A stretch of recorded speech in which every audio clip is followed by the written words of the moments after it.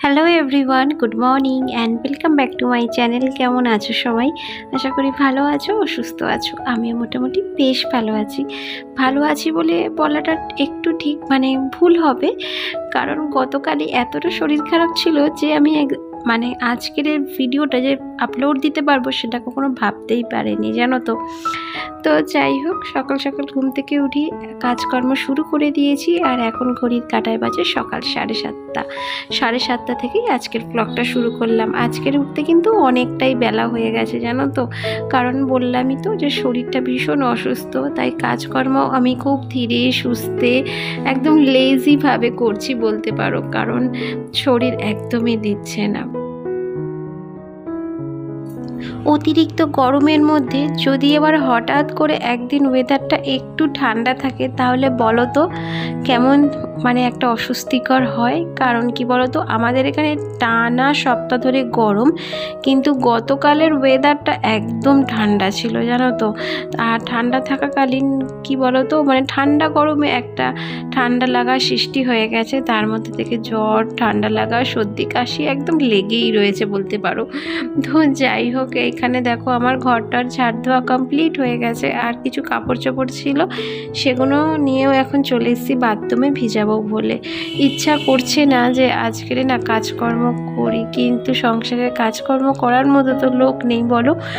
একার সংসার হলে যা হয়, যতই কষ্ট হোক, মরি ভাজি করে সংসারের কাজগুলো একা হাতেই করতে হয়। আমার মতো সিচুয়েশান হয়তো অনেক অনেক মেয়েদের রয়েছে, যাদের সংসারে করার মতো কেউ নেই। আর এখন আগে যেরকম কি বলতো, অনেক বড় ফ্যামিলি, একান্নবর্তী পরিবার, এগুলো খুব ভালো লাগে দেখতে, জানো তো। কিন্তু এখনকার যে যার ফ্যামিলি খুবই ছোট ছোট, ধরো ওই 2-3 জনের ফ্যামিলি, ব্যাস। এবার বাড়িতে কেউ অসুস্থ থাকলে তখন কাজ করার খুবই অসুবিধা।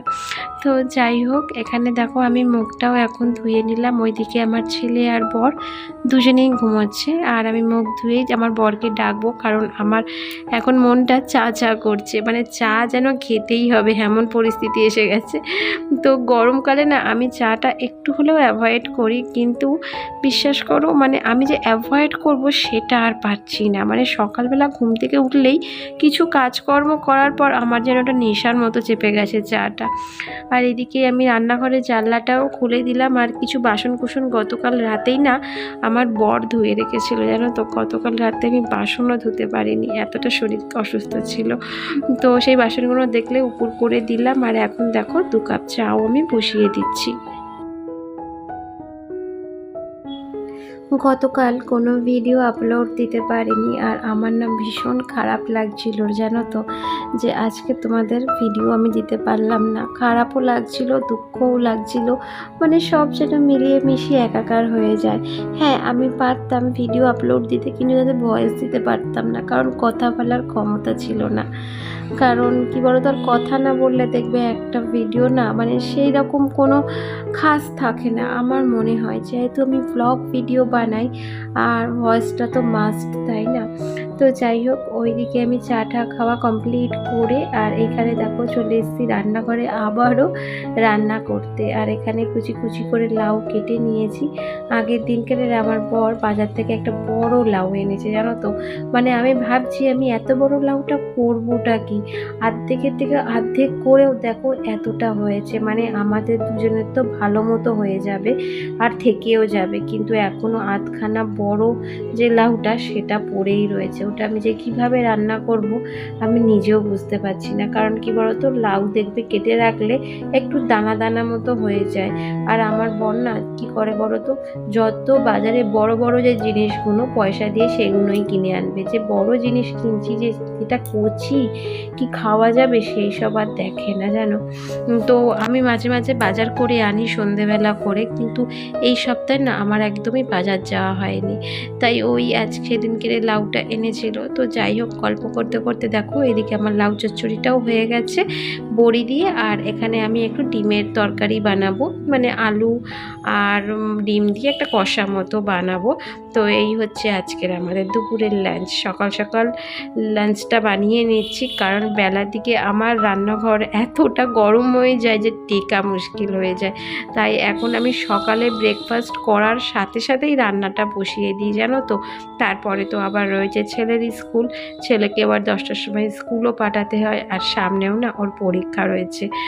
তো সব কিছু না পারি না ভিডিওর মাধ্যমে তোমাদের সাথে আমি শেয়ার করতে, তাহলে ভিডিওটা অনেকটা বড় হয়ে যায়।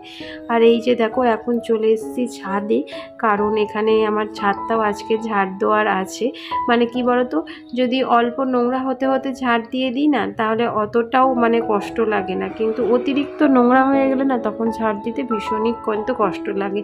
আর ছাদটা দিয়ে এবার যাব স্নান করতে, কারণ সকাল সকাল পুজোটাও দিয়ে নেব, কারণ ভীষণ পরিমাণে আমাদের দেখতেই পাচ্ছ বাইরে রোদ্দুর, আর ছাদে রয়েছে ঠাকুরঘর। আর এই দিকের যে অবস্থাটা হয়ে থাকে সেটা তোমরা তো দেখেই বুঝতে পারছো, মানে গাছপালায় একদম ভরে রয়েছে, আর তার মানে গাছের পাতা পড়ে পড়ে নোংরা হয়।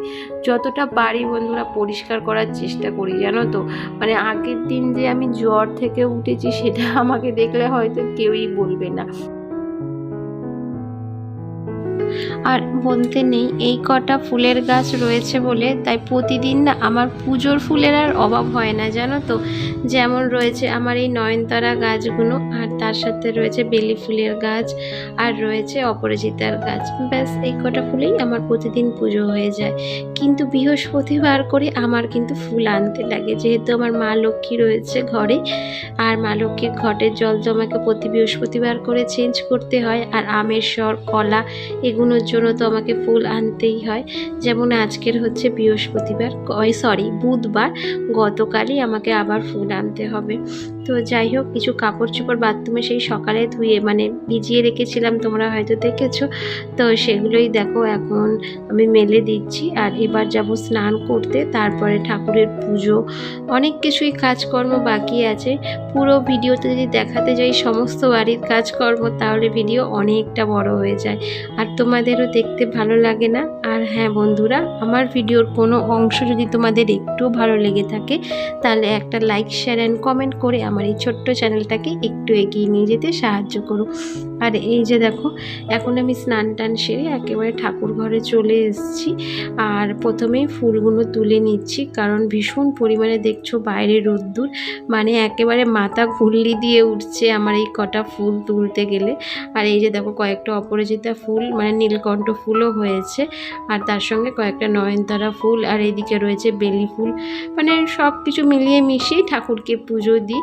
হ্যাঁ, তোমরা হয়তো অনেকে বলতে পারো যে নয়নতারা ফুল দিয়ে কি ঠাকুরের পুজো দেয়?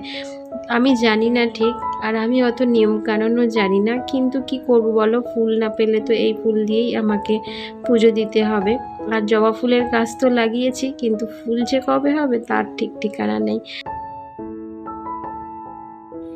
আর এই যে দেখো এখন আমি গোপুসোনাকেও স্নান করিয়ে দিচ্ছি, কারণ খুব গরম পড়েছে। আর ঠাকুর ঘরটা যেহেতু ওপরে, মানে ভীষণই গরম, সকাল সকাল ওকে স্নান করিয়ে পুজো না দিলে মানে ওরও তো গরম লাগে, তাই না বলো। তো যাই হোক, এই যে দেখো এখন স্নান টান করিয়ে দিলাম, এবার একটা শুকনো গামছা দিয়ে ওকে ভালো করে মুছিয়ে দিচ্ছি। আমার মতো কে কে গোপাল সেবা দাও একটু কমেন্ট করে জানিও তো। আমার তো বেশ ভালোই লাগে, জানো তো। প্রথমে তো একটু অন্যরকমভাবে ঠাকুরকে পুজো দিতাম, মানে হয়তো আমার কাছে গোপাল ছিল না, কিন্তু এখন তো যেহেতু গপু এসছে বাড়িতে, তাই আমার পুজো দিতে না এখন বেশ সকাল সকাল ভালোই লাগে, জানো। মানে ওর জন্য, বিশেষ করে ওর জন্যই আমাকে সকাল সকাল স্নান করে ঠাকুর ঘরে আসতে হয়। আর বেশ ভালোও লাগে সকাল সকাল ঠাকুরকে পুজো দিয়ে দিলে না, মন মেজাজটাও ভালো থাকে। প্রথম তো আমি 7:30, 8টার মধ্যে ঠাকুরকে পুজো দিয়ে দিতাম, কিন্তু এখন না আর পারি না, জানো, মানে কষ্ট হয়ে যায়। তো যাই হোক, আর অনেক কাজকর্মও পরে মানে বাকি থেকে যায়। আর এই যে দেখো ওকে স্নান টান করিয়ে জামা পরিয়ে একেবারে চুলটাও দিয়ে দিলাম। আর এখানে নয়নতারা কয়েকটা ফুল দিয়ে তুলসী পাতা দিয়ে ঠাকুরকে পুজো দিয়ে নেব। আর এই যে দেখো আমার ঠাকুরের পটটা কতটা সুন্দর লাগছে। মানে কখনো কখনো ভাবি যে ভগবানের এত অশেষ কৃপা যে আমার বাড়িতে কোনো ফুল গাছ না থেকেও এই ছোট ছোট ফুল গাছ মানে ফুল দিয়েও আমি ঠাকুরকে সাজাতে পারি। আর আমার না খুব ভালোও লাগে, জানো তো।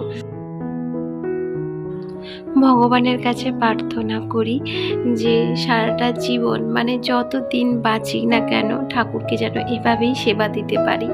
তো যাই হোক, এখানে না আমি আজকে ঠাকুরকে একটু অন্য জিনিস দিচ্ছি। কি বলো তো, সেই ছোলার মধ্যে যে মিষ্টি মতো লাগানো থাকে না, চিনি, আমি জানি না এটাকে কি বলে, তাই নামটাও তোমাদের বলতে পারছি না। আগের দিন আমার বর না বাজার থেকে এনেছে গোপুর জন্য। আমি ভাবলাম কি শুধু গোপুকে কেন দেব, সব ঠাকুরকেও একটু একটু দিই। আর এই যে দেখো, এখন প্রদীপ জ্বালিয়ে নিলাম। আর মাটির প্রদীপ কেন জ্বালালাম সেটাও তোমাদের বলি, কারণ আমার পিতলের প্রদীপটা আজকে ধুয়ে দিয়েছি আর জল ঝরেনি, সেই জন্যই মাটির প্রদীপ জ্বালিয়ে আজকে ঠাকুরকে পুজো দিলাম।